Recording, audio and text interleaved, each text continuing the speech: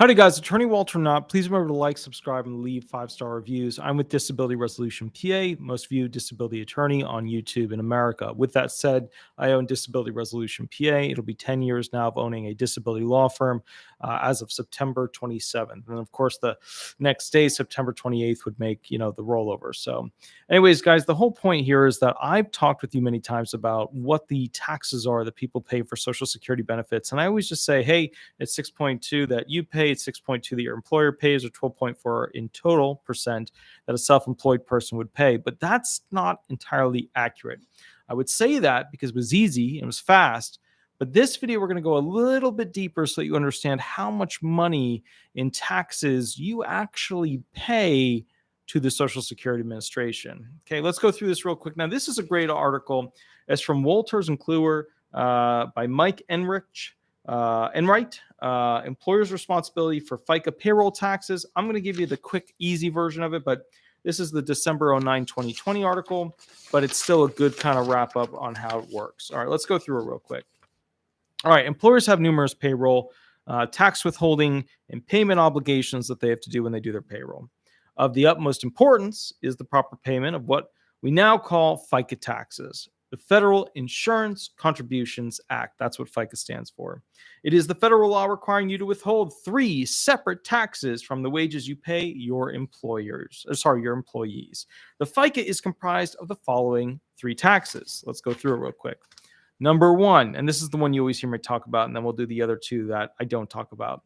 6.2% for a Social Security tax, right? That the employee must pay to the SSA, that the employer automatically withholds and then pays out to the SSA. 6.2% Social Security tax for the employee that the employer grabs and sends into the SSA. A 1.45% Medicare tax. That's the regular Medicare tax, right? That's the basic tax that most people pay into Medicare to go ahead and help that trust fund situation. Okay. Number 3, since 2013, a 0.9% Medicare surtax when the employee earns over $200,000.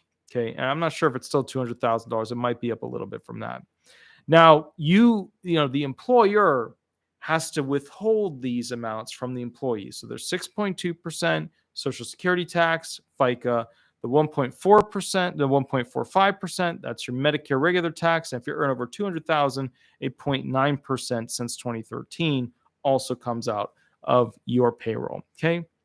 That's what an employer has to withhold when doing the taxes. Now, the law also requires you to pay the employer's portion of 2 of these taxes. So remember, the employee has to pay the 6.2%, the 1.45%, and if they earn over $200,000, another 0.9%. But the employer, just on behalf of you, the employee, must pay another tax of 6.2% Social Security tax and another 1.5% Medicare tax.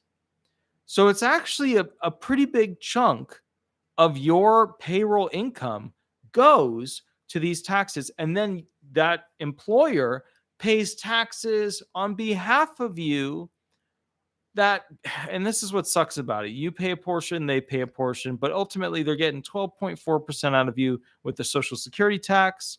And then they're getting basically 2.90% out of you with the Medicare tax. And then if you're earning over essentially $200,000, another 0.9%. So they're getting a pretty chunky amount of taxes out of you. Because, you take 12.4 and you take basically 2.9, all of a sudden you're up there. You're getting you're in that 15% area, with essentially how much taxes you're paying for Social Security benefits. Okay.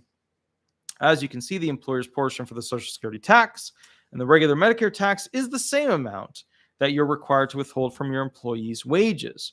Now, in other words, if you withhold a 6.2% Social Security tax from your employee's wages and you pay an additional 6.2% as your employer's share of the tax, that totals, of course, the 12.4. The rest of this article does a good job going into things, but what you need to know about what's politically going on in the current market is that Biden is trying to go ahead and raise, because you pay these Social Security taxes up to basically $160,200. He's trying to raise it so that people over $400,000 continue to pay that tax. They won't get any benefit probably, but they continue to pay that tax. Now, with all that said, I just wanted you to understand that when you sit back and you're thinking, well, I was working, how much was I paying in? You're paying in a lot, right? So if we do a basic calculator, right? We get our calculator up, we have a good time, we click around, here it is, cool. We're going to take 12.4, we're going to add 2.9. The amount that you paid in was 15.3. Unless you earned over $200,000, then you paid more. So 15.3% of all of the income that you had coming. Well, technically it's not all the income, but because remember, 6.2 came from your employer. So like that wasn't money you earned. They just have to pay that on top of whatever money they had coming to them based on what you had earned, which is a weird way to think about it. And it's tough to think about it, but that's the reality. Because remember, you, the employee, pay 6.2 plus 1.45, and then they, the employer, on behalf of you, pay 6.2 and 1.45. And then, of course, remember, self-employed, you pay all that yourself. So 15.3%. That's a lot. That's a lot. Then they put it into crap, these special bonds that don't produce much over the lifetime of the money you put in. And then we have a failing trust fund system that can't afford the American people.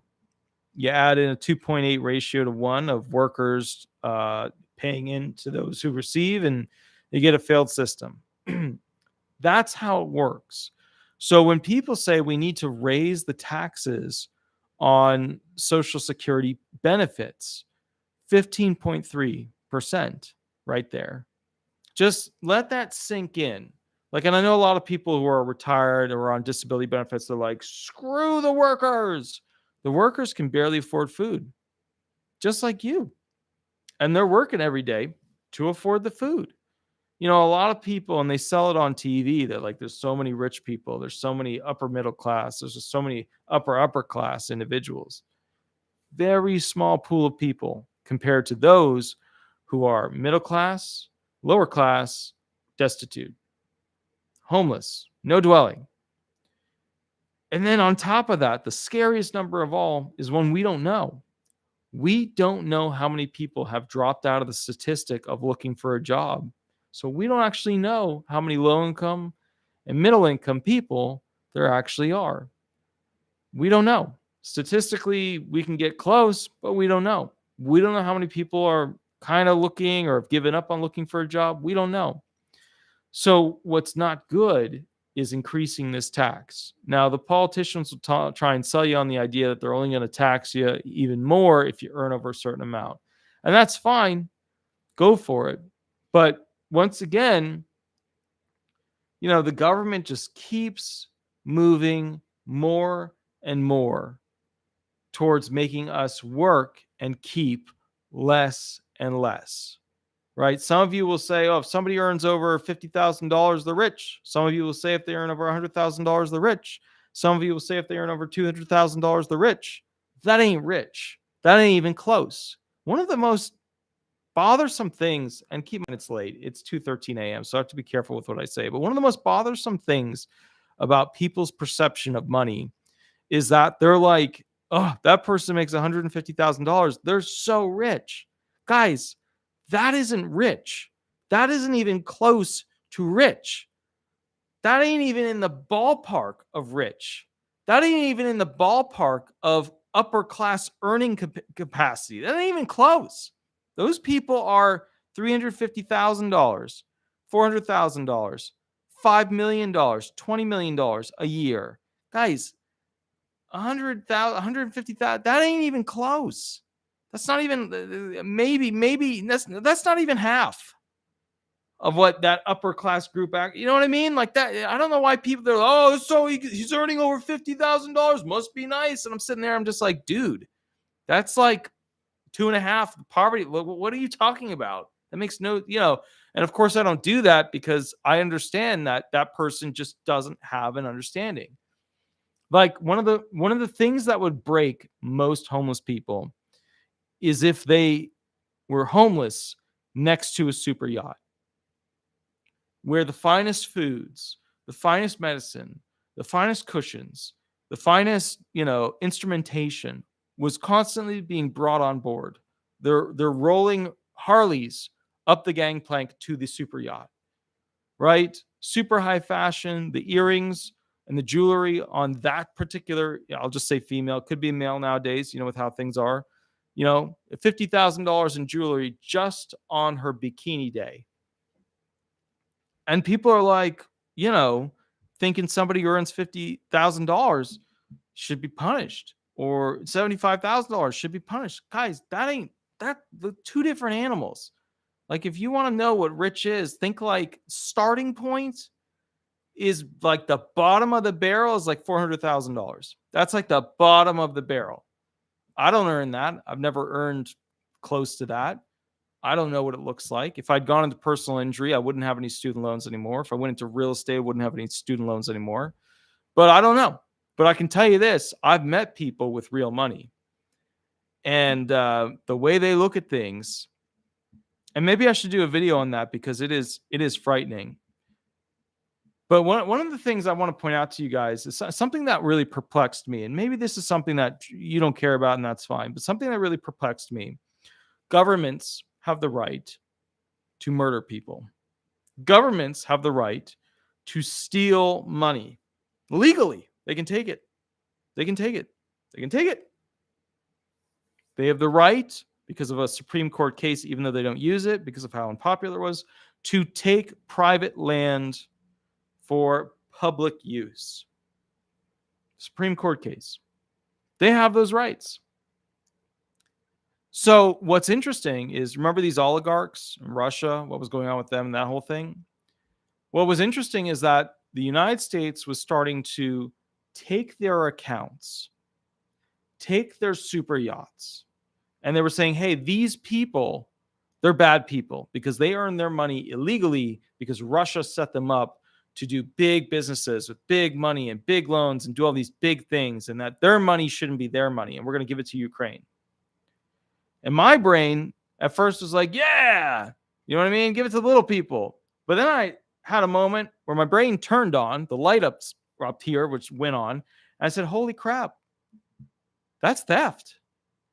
That is illegal. That is criminal. That is like politicians should be going to jail. They're stealing from people who may or may not have any ties to any of it, whose money may be legal to them. But that didn't matter.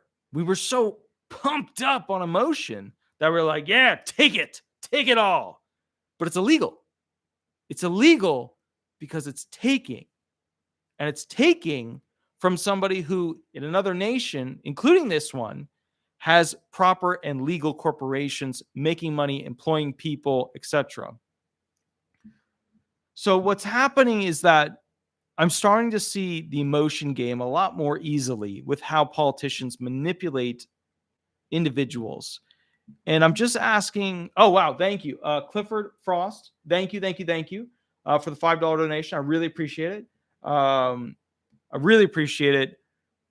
I guess what my point is, when it comes to governments, they're writing the laws and they are creating capacities to make murder even more legal. That's what war is. It's legal murder, right? Or these torture camps. It's legal torture. It's making something legal. Now, granted, some of these individuals could be extremely bad and they need to be punished and they need to be held accountable. And what we usually take from them fall into the basic categories. Number one, their time. If you can't take money from somebody, you take their lifetime, right? Think about it. They only have so much time. If they don't have money, we take their time. If they have money, we take their money. If they essentially can't go that route, or they want to get something out of them, then they torture the person. Legal to some degree. I mean, it changes Every war, we seem to open back up to the idea of it. And then, of course, we make them relocate. That's another one. We force them to lose their status in one country and then be forced into another country as a refugee. I got to tell you, one of the big concerns I have is how okay all of you seem to be with raising taxes. And I get that when you put onto it the idea of doing it to the rich, that it feels good. It feels good to me. I'm going to be honest with you. It just feels good to me because I'm like, I'm not rich. I'm probably never going to be rich. It's probably never going to be at that level. I spend my like I don't smoke cigarettes. I don't use drugs. I don't gamble. I put all of my money into tools or microphones, or maybe one day I'll get back to music gear. But right now, I'm putting all my money into basically a rental home that I'm hoping will be my actual real retirement when I hit 65 or whatever they make it, 85 when I'm that age. So the point is, what I'm a little worried about is how cool everybody is with just creating more taxes on the wealthy. And I know trickle down theory works in a very small way, but it's also total BS in another way. I get it. I know that. I know that if you give money to the wealthy, it doesn't trickle down. And if it does trickle down, we're talking about we're talking about a honey-like speed dribble trickle. It's slow, right? One of the big problems that I'm seeing is that they're talking about taxing these unrealized gains and taxing this and taxing that. Why can't we make laws that force them to employ more people or just pay their employees more? They pay their employees more, their employees are going to pay more taxes towards their Social Security trust funds. Remember, 12.4 plus 2.9 is 15.3% tax. You get them over 200,000, you get to hit them with another Medicare tax. My point is, why don't we make the rich pay their employees more? The government's going to get more taxes out of those employees. The super rich get to use less of their funds, and it's getting distributed to more of those people. Like, shouldn't that be the doctrinal theory of direction that we're going in? Making employees make more each year? I don't know. Maybe, maybe not. You guys let me know. You guys let me know if that's a direction that you think we should be going. I'm going to go to sleep. I'm going to wake up early and head, like 2 cities down to go ahead and pick up supplies. But I will catch you a little bit later. You have a wonderful day, wonderful night. It is 2:22 a.m. and we will go from there. And guys, thank you so much for being a part of this channel. Sometimes I go off on my soapbox, but the points are usually valid. I get real people with power that actually reach out to me. Like, I don't have power. Like, I have YouTube and I can give you ideas, and then you can take those ideas and run off with them and use them how you see fit. But I have no real power other than like a lawyer filing suit against the government in that regard. But I don't have like political power, which is, lawyers get to bend, you know what I mean? The line, where the line is, because we always get to test where it's at. Politicians, they get to step right over it. That's the reality of it. But anyways, guys, I'll catch you a little bit later. You have a wonderful night, and we'll go from there. Thank you so much. Bye-bye, guys. Bye-bye. Bye-bye.